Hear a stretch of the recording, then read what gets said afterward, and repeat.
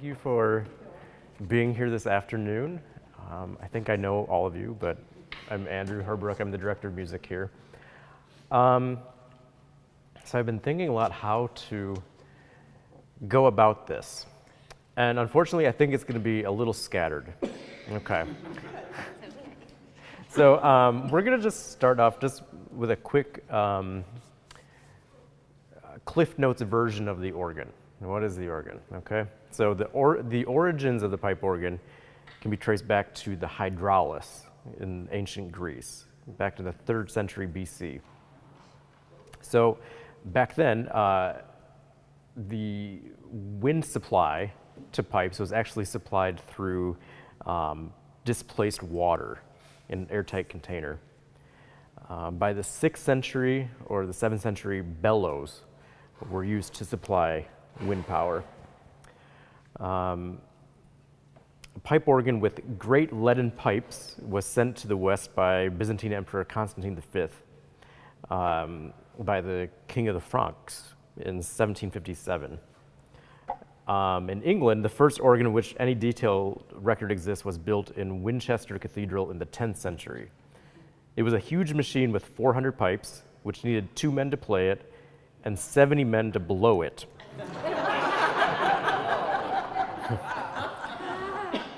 So beginning in the 12th century, the organ began to evolve into a complex instrument capable of producing different timbres. By the 17th century, most of the sounds available on the modern classical organ had been developed. And so after that period, this just kind of small evolutions. We'll talk about some of those. Now, speaking of jumping around, I'm going to jump around to this specific organ. Just out of curiosity, how many people joined the church later than 2008? 2008, so a decent number of you. So this building was dedicated in, this sanctuary, this part of the building, this sanctuary was dedicated in 1954. March of 1954. October of 1954, they dedicated the pipe organ that graced this space until the renovation. That was built by a Canadian firm, Cassavant, which is out of St. Hyacinthe, Quebec. So the person that played the dedication concert was a man named Virgil Fox. Virgil Fox, this is like getting Tom Brady to come and dedicate your organ. This guy was, he was a showman. He, maybe a little bit less than like Liberace, but like if you were to compare him to anybody, he would be like the Liberace of the organ. So he dedicated the organ in 1954. I have his dedication program if you want to look at it later. What's interesting, I was going through records. So in 1964, so just a decade later, the church began to reach out to acoustical consultants. So clearly, very quickly, they found out that there were some issues with the sound in the space. Typical of American churches at that time, you had a couple things going. One, you had a lot of carpet. You had a fabric material. We had a big fabric reredos type thing in the center. You had the choir divided on either side of the chancel. And also very typical, you had the organ crammed into a space almost in a separate room. You know, they didn't really want to see the organ. So in 1964, they're already talking, what can we do to improve the acoustics of the space? This continues on. I have another series of reports from 1987. So still an issue. And there's some kind of piecemeal fixes, you know, taking out a little bit of carpet in the chancel, removing some of the cloth surfaces, but still not really satisfactory. The other thing that happens is that there's just a change in tastes in organ design. So if you were to go back to the 1920s, pipe organs had a couple of, they served a couple of roles. One, obviously church, but also when most cities did not have symphonies, orchestras, what you'd get are these organs that replicated entire symphonies played on the organ. So they had lots of orchestral sounds. And then something happened in the 1940s, 1950s called the organ reform movement, which sought to return the organ to, this is how Bach would have played an organ. This is, we only want very serious music. So what happened is you got these organs built in the United States that were very, I would describe them as spiky, very shrill. Part of that is because you put these instruments that were designed for these big reverberant spaces in these carpeted living rooms of churches, and it just didn't work. The organ we had here, a Casamount from the 1950s, would have kind of just been a mellow,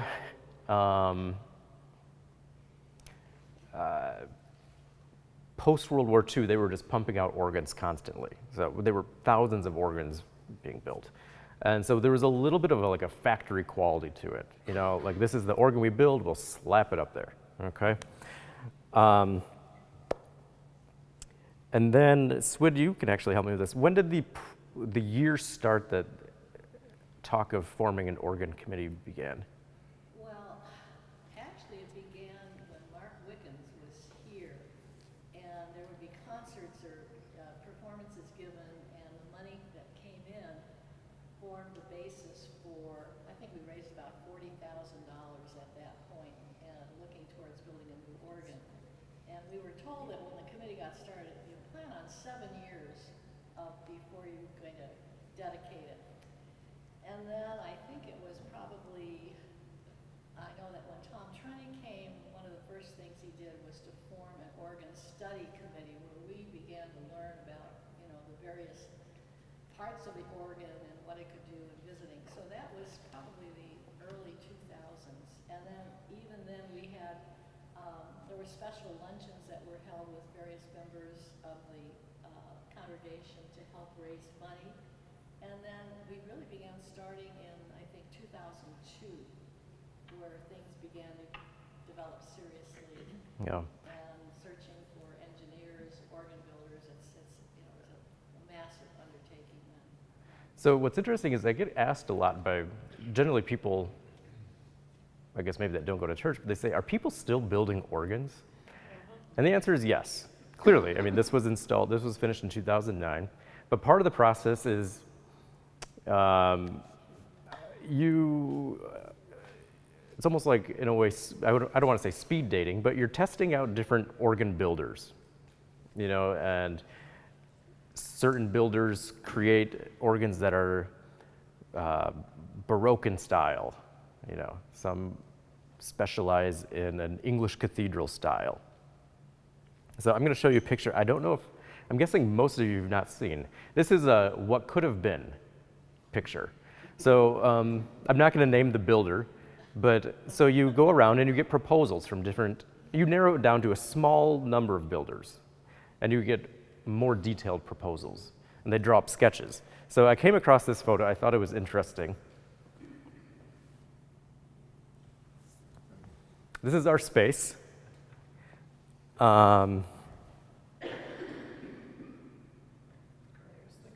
There's the carpet. But this is how specialized or how different organ building is. This is what one builder came into our space and he said, this is what I see going in. This is also part of the reason we get asked a lot, why are organs so expensive? Because there is no, especially nowadays, there are no, with the exception of electronic organs, there are no cookie cutter organs. Every organ is built specifically for a specific space. When did the concept of this movable organ come up? Because I've never seen a church that had one. You can't move it down the middle, you have it here. Was that something that, I mean, Sweden knows, did you guys come up with that when you're looking at organs, or did that come up? That was just proposed. And So- Our previous organ was in a pit. Oh, right, yeah. So a couple things. One, this is a benefit of technology. So if we go back to before electricity,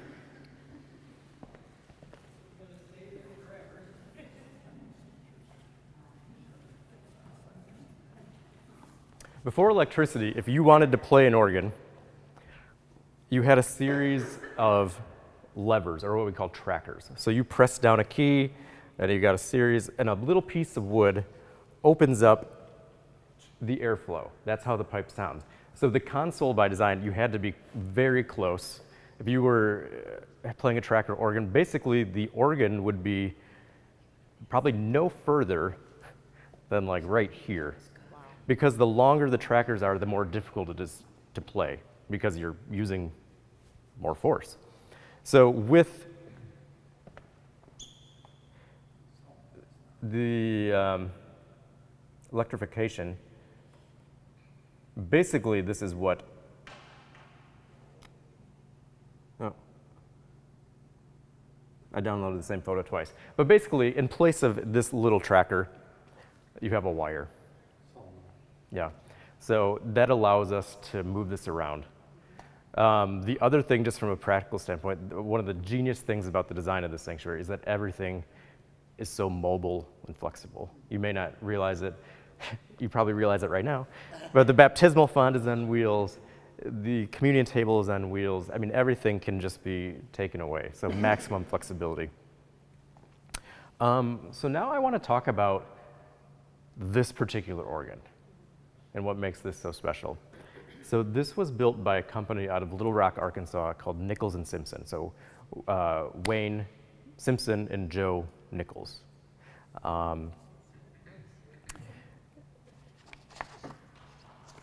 Where our previous Casavan organ had, I want to say, around 35 ranks of pipes, here we have 64 ranks. So it's quite a bit larger,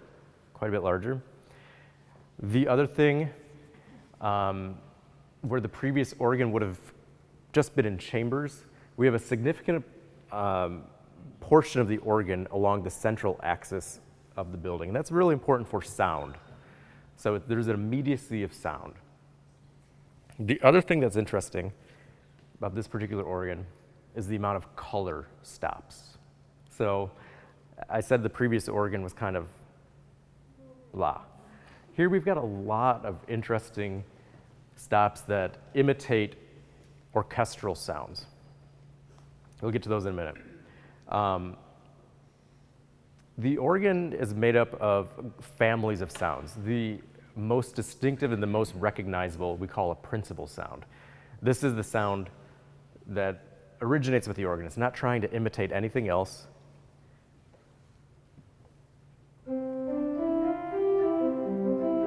You know, that's not trying to be anything else, okay? That's a principal sound. Then we have flute sounds.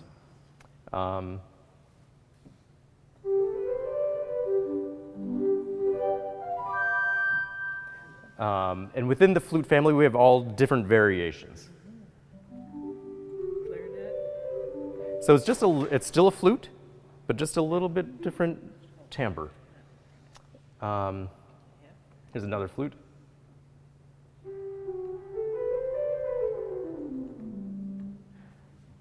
Okay. We also have string sounds. So the thing about string sounds is that it consists of 2 ranks of pipes. And the second rank is tuned just a little bit sharp. So it creates this little bit of shimmering effect. So with just one stop,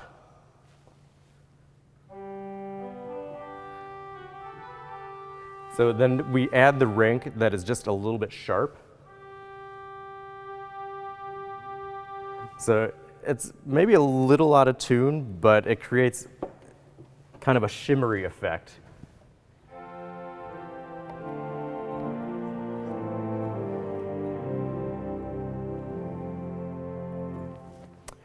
Okay, then we have reed stops. And within the reed family, we have two types of stops. We have solo stops, and these are the orchestral imitation stops. We have a French horn.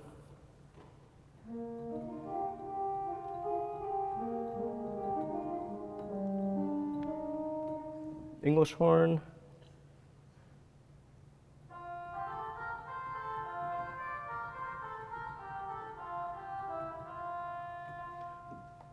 Clarinet. There's my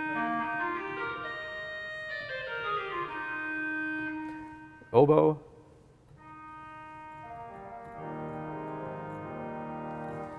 But then we also have the what we call chorus reeds, and these are usually trumpet sounds that are designed to mix in with all the other stops. So individually,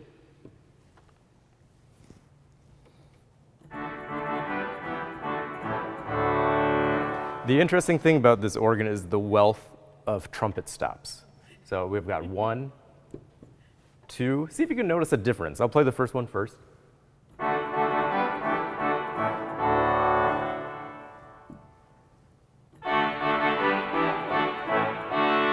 So it's just a little brassier. Yeah. brighter. So the first stop I played is called a trumpet, which is kind of an American English voicing of that stop. The second one is trompette, which is a French. And if you can imagine French speaking language, it's a little nasal, you know, a little in your face, and that's exactly what this is. Brighter. We have this harmonic trumpet on the grate.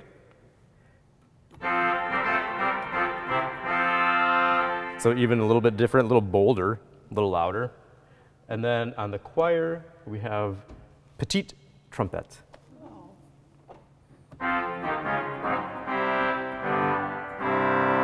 So a little milder. Different spot too. Yeah. Okay, couple things. I want to explain the console.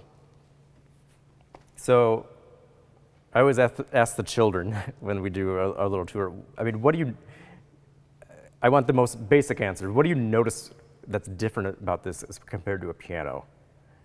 It has all kinds of key things that do All kinds things. of keys and pedals. Yeah, so obviously we have And pedals. pedals. We also have many more manuals. Yeah. Stops The key compass is also shorter. Where a piano has 88 keys, an organ generally has 61. It can vary. well, then you got the pedals. The other thing is that the organ is not touch sensitive. So on a piano, the harder you press a key, the louder it's going to sound. The softer you press a key, it doesn't matter. Or There's no action to it. it doesn't matter how hard I press the key. So for dynamic changes, we do a couple things. These rows of buttons are called stops. You've heard the expression pulling out all the stops? Yes. No? It means you're giving it everything you have. Now, if I were to pull out all the stops, I wouldn't be able to sit here.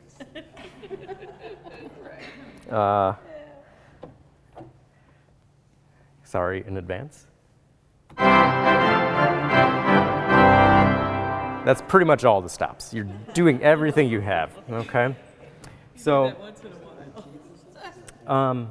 yeah, so in order to increase the dynamic range, we add stops. So within stops, we have a whole range of dynamics.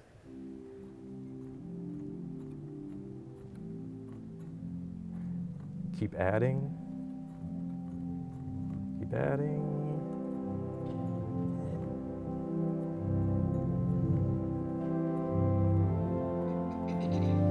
Octaves too.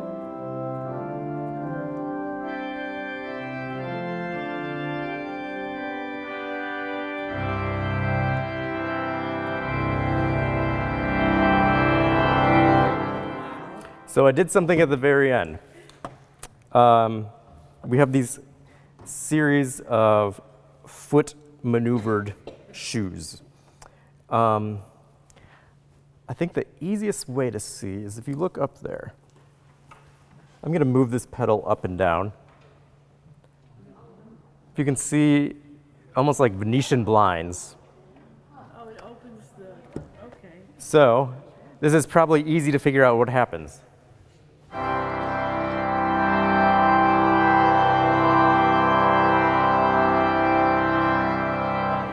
So as we open and close, more sound is released. Yeah. So why 4 keyboards? A couple of reasons. One, again, before electrification, different keyboards controlled different physical parts of the organ. So if you go to Europe, a lot of times you'll see, first of all, it'd be in the back of the church, high up in a balcony. You'll have the main organ, but a lot of times you see a smaller set of pipes hanging off the rail. We call that a positive section. So there would be trackers going, if you're sitting at a console, you'd have the main organ in front of you and then like a smaller version of the organ behind you. And so that would be played by the keyboard nearest to that set of pipes. Okay, so on a 2-manual organ, generally you have the great division, which here is on the 2nd manual. The great is contains most of the principal sounds. That's like the backbone of the organ. It's also not enclosed, and when I say enclosed, I mean not controlled by these Venetian blinds. Okay? The next manual is the swell. And the swell is the division right over here, and that's controlled on this 3rd manual. And as you look at the console, all of these stops are assigned to this manual. Okay? The great stops are right here, assigned to this manual. The 3rd manual has a couple of different names. In the United States, often it's called the choir, sometimes the positif. Here it's called the choir. These set of stops are controlled here. All of those orchestral stops that I talked about, English horn, French horn, are on this top manual, and they're on the solo division. Okay? So let's say I want some of these string sounds. I also have strings on the solo and on the choir. What if I wanted to play all of those at the same time? You probably could. So if you look at this rack of tablets right here, you're going to see things that say swell to great. So I have this sound, but I want to play it here. I just press this, and it assigns that sound down here. If I want, I can also add the choir sounds. So choir to great is going to take these sounds up here with the combined sounds. This is solo. Puts it on different sides. So I can play 4 keyboards at one time. Do you do that much? Generally, well, yes, actually. This is what we would call, my organ friends would call this trashy, but that's okay. I love it. So especially on something like Silent Night. So you start with everything closed, okay?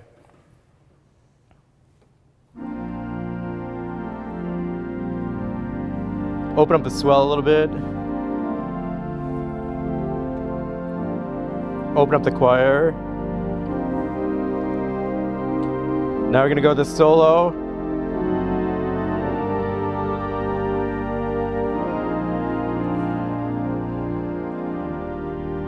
So you can get a tremendous range of dynamics by opening and closing those boxes one at a time. You'll see me pressing these rows of little buttons quite a bit. These are preset stop combinations. So what happens is you're studying a piece of music, and it will give you some indication of what stops you should use. But a lot of times, you have to make stop changes quickly, okay? So before electrification, you would have one, sometimes two people, one person on either side, that would quickly pull out stops, push in stops. But electrification helps out quite a bit. So what can happen is, for instance, if I'm playing a hymn, and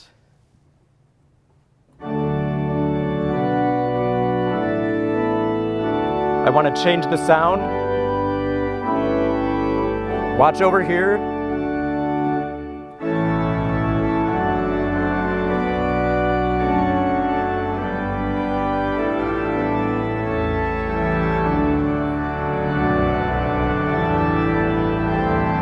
So it very quickly changes the combinations. Now, it's up to the organist to set what they want on each individual piston, we call that. A couple other things quickly. If you get a chance to come up and look at the console more closely, you're going to see stop names and then a number underneath. So this says diapason 8 or principle 4. So that number refers to the length of the lowest pipe on that individual sound. So on a diapason 8, low C is going to be 8 feet tall. So you look at the pipes in the facade, those are all 16-foot pipes. That means that the lowest pipe, whichever one of those pipes is the lowest, is going to be approximately 16 feet. Not surprisingly, so you have 16, 8, 4, 2. The difference between 16 and 8 is 1 octave. So if I'm playing middle C on a 16-foot, and then I go to an 8-foot, and then a 4-foot, and 2-foot. Oh, it's, you're playing the same That's the note same and exact it's note. cha- Yeah. My word? So that allows you to play multiple octaves at the same time. So you can combine 16, 8, 4, 2. Playing one note, you're actually playing 4 octaves. And you can hear all those 4 pitches.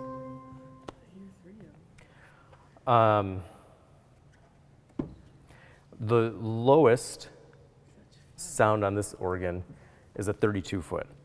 Now that doesn't mean it's 32 feet long, because this organ has 1, 2, 3, 4, 4 digital stops. Okay, 5. And so these are actually produced through a speaker. Oh, wow. And what's interesting is that some of these stops you almost feel more than you hear. Yeah. That's why you like to play in your socks, right?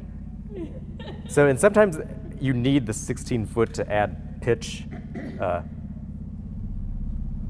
So then you can hear definite pitch, and you kind of just feel that 32-foot more so than hearing it.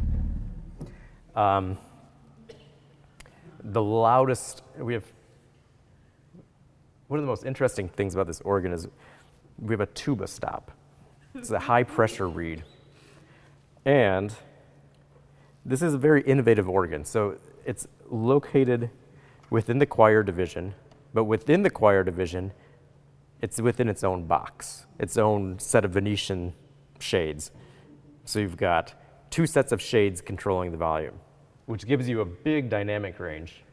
So this is with both the boxes closed.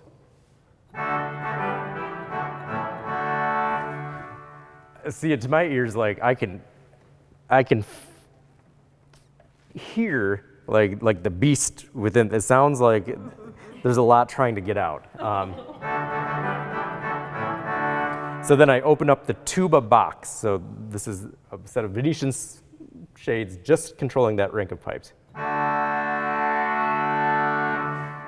A little louder.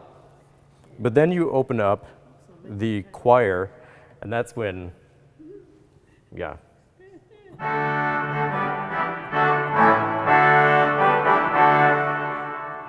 Yeah. So huge dynamic range. When Terry would want to be out of the church. We also have a couple of the other two electronic stops we have a harp.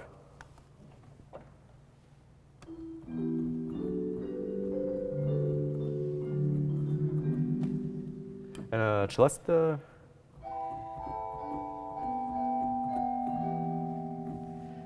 The latest edition, and this organ is completely functional and completely complete, but there was one thing a luxury item that was added, I think last year, and that's a set of chimes.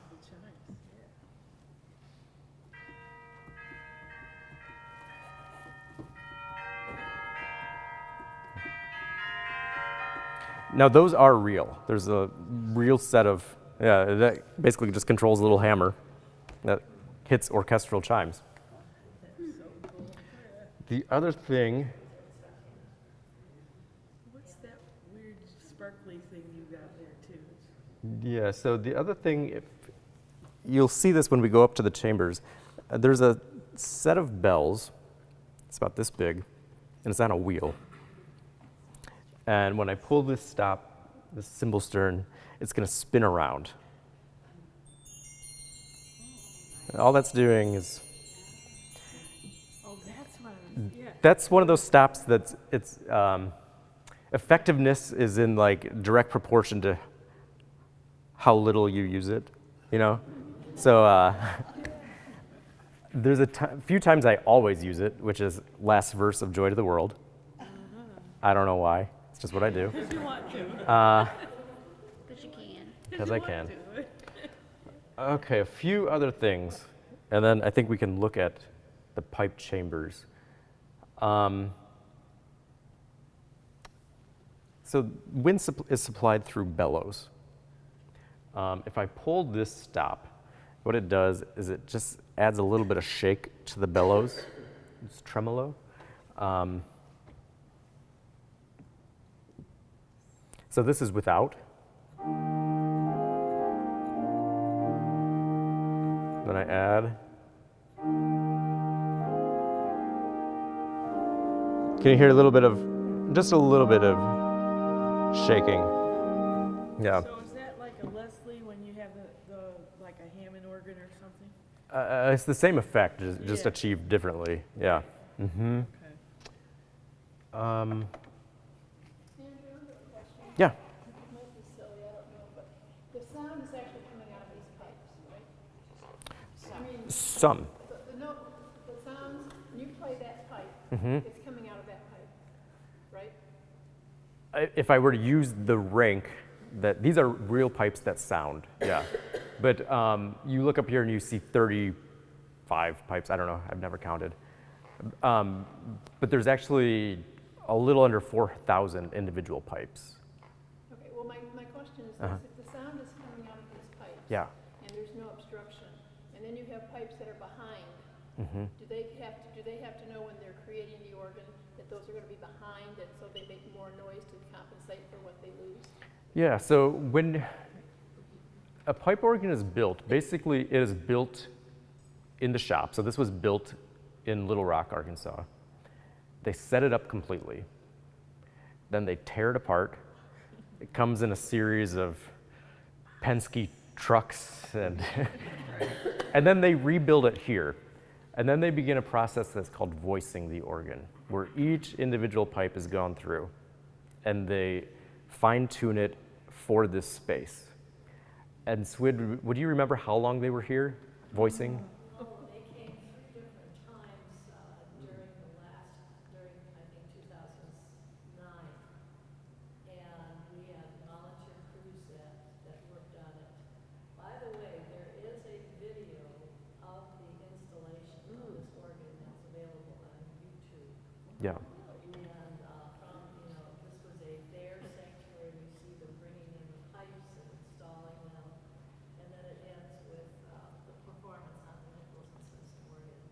But I mean, we're talking weeks and months of going through the organ, each individual. So once they slap it up here, that's when the real work begins, where they go through each one of those 3,862 pipes, and they're making minute adjustments, compensating for the fact that, you know, it's And then- behind. And didn't they come back too a few years ago to Yeah, so the type of adjustments they're making, so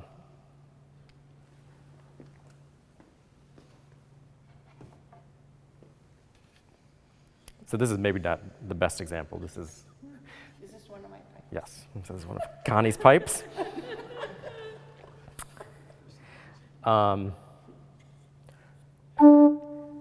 So basically somebody would be at the organ and pressing down a note, and they would make little adjustments to maybe have it be less airy, less chiffy. Like sometimes in pipes there's like a little bit of a chiff sound. So for instance, I'm trying to think of an example. Now this is designed to do this, but notice how the speech of the pipe changes. This is all in the same rank.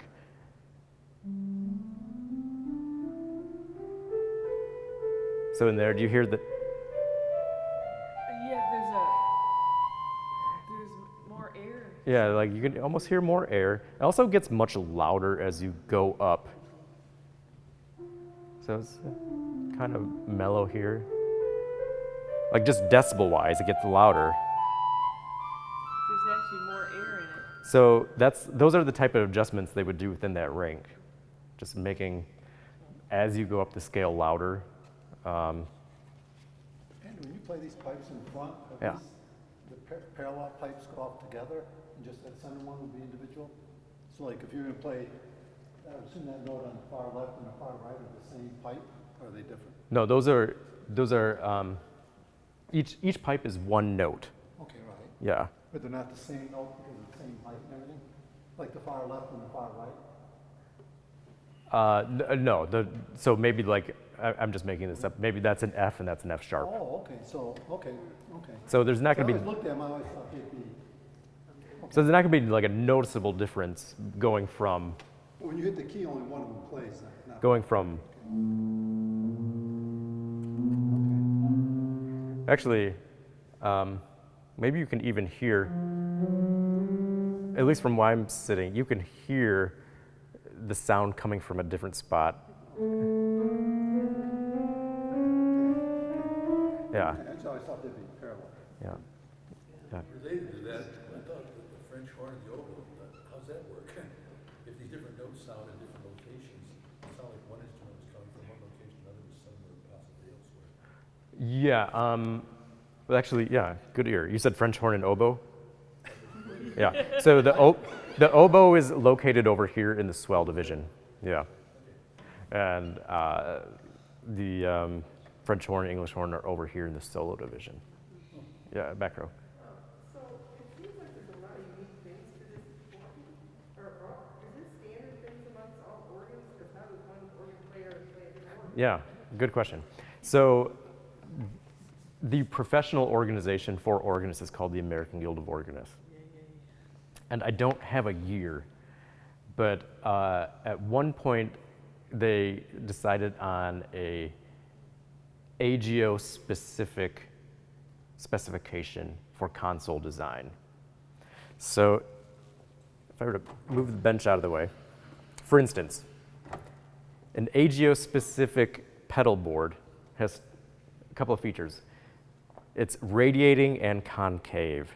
So it fans out a little bit like this. And also, if you can see, this note is higher than this, so it fans out. So as I'm swinging my leg, it's just a little bit higher and easier to reach. If you go to France, the pedal board is completely flat. Oh my goodness. So, on this one, is it the black and white notes if you were doing, I mean, are, It's, yeah, I Yeah, it's just a normal. It's a keyboard for your feet. Right, but I Yep. mean, the black ones, are they raised up more than the white ones? Yeah, just like a Oh, just like a okay, piano okay, keyboard. okay, Yep. that's what I thought. But what I mean is that the yours is lower you go, towards like in the middle is a little bit lower, and it kind of fans up. Okay. It also goes a little bit this way, right? I mean, curves out, they're not all straight. Yeah, it gets narrower as you go back. So there's also, it even gets down to, how far a key desk can extend over the pedal board. So that's all part of the American Guild of Organists specifications. But like I said, you go to France, and it's totally different. The pedal board, it feels like you're reaching a mile to reach that low C because it's flat. Because you are. And also, at times, this is a very comfortable console, as most American consoles are. But you go to France, and everything's placed just a little bit higher, So it kind of feels like you're playing up here. You're playing up a mountain somewhere. But typical America, I mean, we're the lazy boy country. I mean, like we make things out for comfort. Yeah. Can you hear the chimes outside? No. No. Oh, No. Do you treat the pedal board the same as another keyboard? Yeah. I mean, obviously you So you have 5. yeah, you have 5.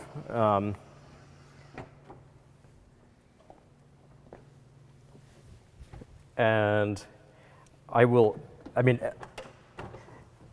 you have 2 feet, and almost every Sunday, I'm using 2 feet at the same time in octaves. But, Why do you play in your socks? well, Feel those little. I'm a hillbilly at heart, so,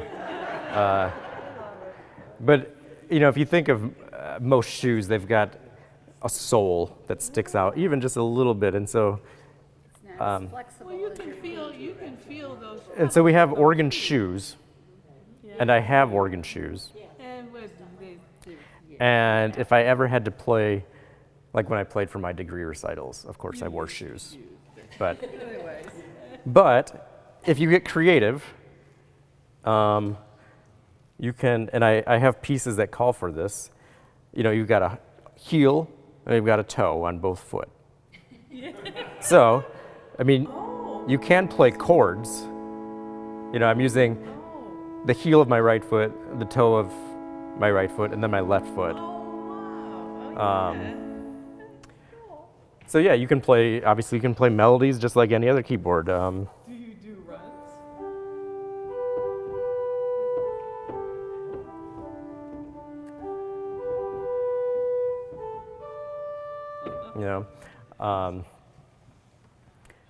And actually that covers a lot. So back in 2019, I had a bike accident and I broke my elbow, and my right elbow. So with the pedal, hopefully you didn't notice, because there was several weeks where it was just left hand and pedal, but it's kind of convincing. It took some thinking. Oh.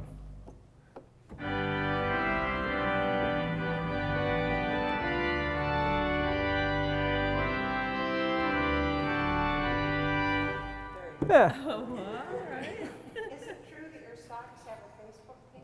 This is not true. No. They have a YouTube video. Yes. Is there a delay between when you hit a key and the sound's made? It's almost immediate. You don't notice it. I know there's an organ at another hall, and the pipes are in a different room.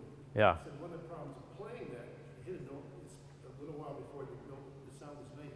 Yeah. So if you've ever been to the Cathedral of St. John the Divine in New York City, which is the largest Gothic cathedral in the world, you have your console, the keyboard, up front, and at the very back, almost like a city block Well, you have a set of state trumpets.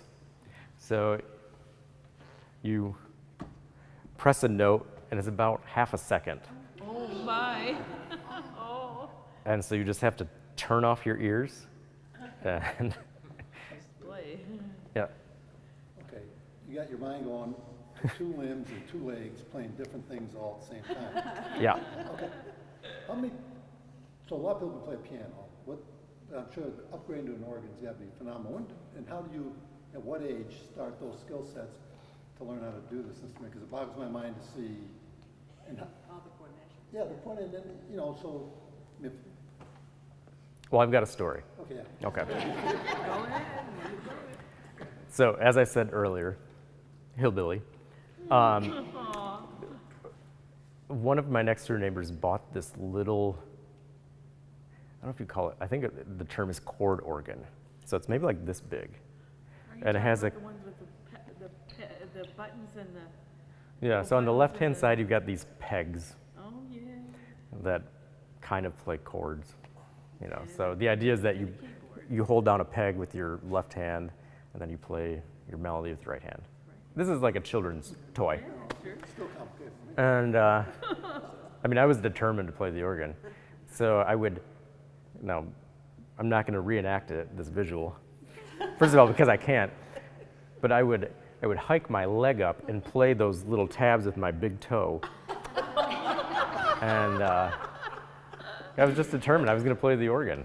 So, but then, you know, I grew up in church, and we had a Hammond organ in church. My first solo was "This Is the Day," and that was maybe 6 years old. But I didn't, and most good organ teachers will not accept you as a student until you're really solid in piano technique, because it's too much to try to learn an instrument and incorporate the feet. So I didn't actually start studying the organ until my freshman year of high school. You know, so organ teachers, they really want to see a level of proficiency in the piano before they take you on. Any other? Absolutely, yeah. The question was, do organists become attached to the organs? And yeah. So you're fond of Aside that from loving all of you immensely, beast? You're fond of that beast there? I mean, I don't know if I could leave here just because, at least in Metro Detroit, I don't think there's a better organ. I think this is, yeah.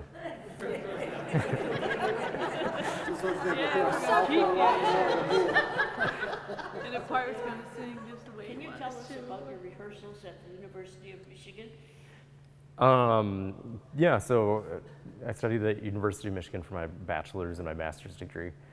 And so the main performing instrument is the organ at Hill Auditorium.